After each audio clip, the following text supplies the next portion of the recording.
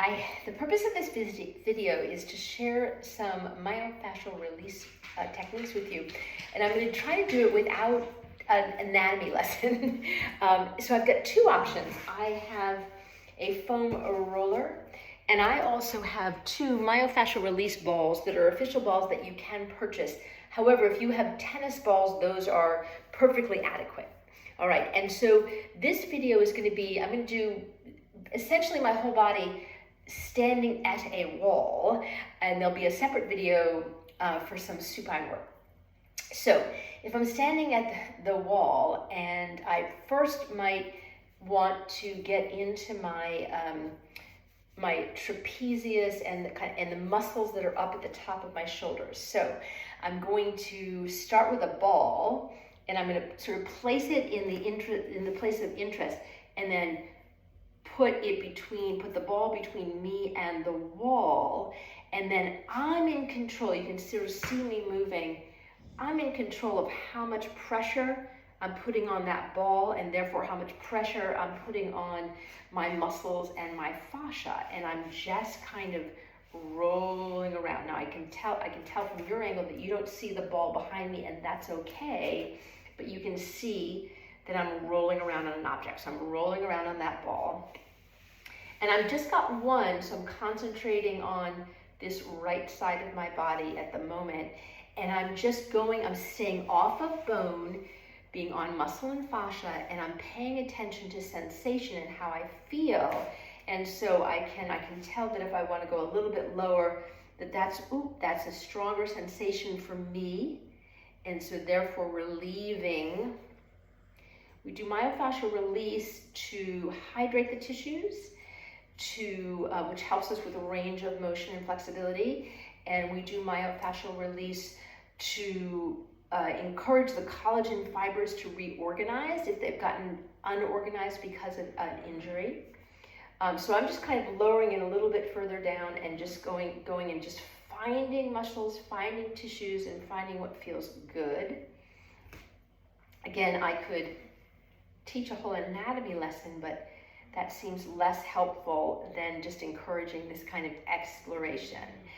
So I've just been focused on my back first, and I did one side. I could do the other side. I have two balls. You might have one ball.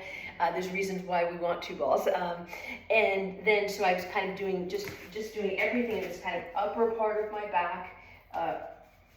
There's muscles on the shoulder blades, and then there's muscles on either side that I can explore in just that way. And then my shoulder muscles I can explore in a particular way too, which is the same thing, just sort of place the ball, lean into it, and now I'm just focused on my shoulder muscles, deltoid muscles there, on the side, and then roll around. I'm focused on the deltoid on the back, and then if I roll completely around, you can't see the ball at all, I'm doing the front of my deltoid. So just moving around those muscles, that's the idea, okay? Now, with my two balls, so if you think about your spine, so again, I'm never on bone, I always want to be on muscle tissue, not on bone. So there's a lot of muscle tissue on either side of my spine. So I can put the balls on either side of my spine and just roll up and down a little bit, and then I need to put them a little bit lower down. Same thing on either side of my spine, and just finding tissue on either side.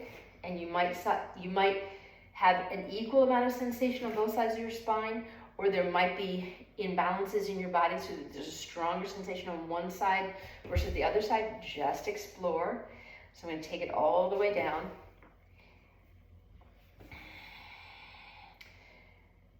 Whole series of muscles in the back, as there are everywhere.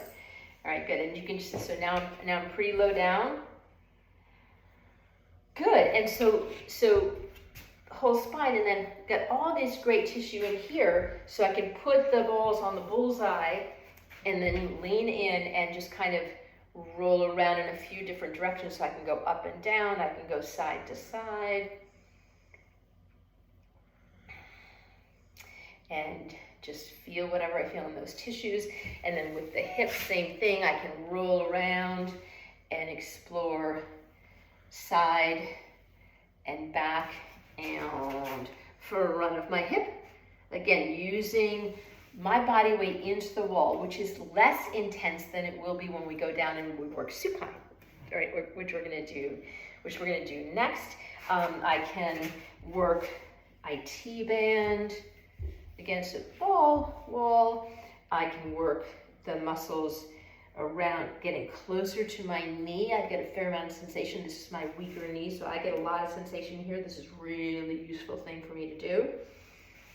And then I can get a little bit in the calf region, front and back, the calf region. So you can see just lots of exploring there. All right, good. Now, I was showing you with the balls. I can do the same thing, similar, excuse me, loud noise, with my foam roller. So I'm going to I've got a long one. You could have a half-size one either way.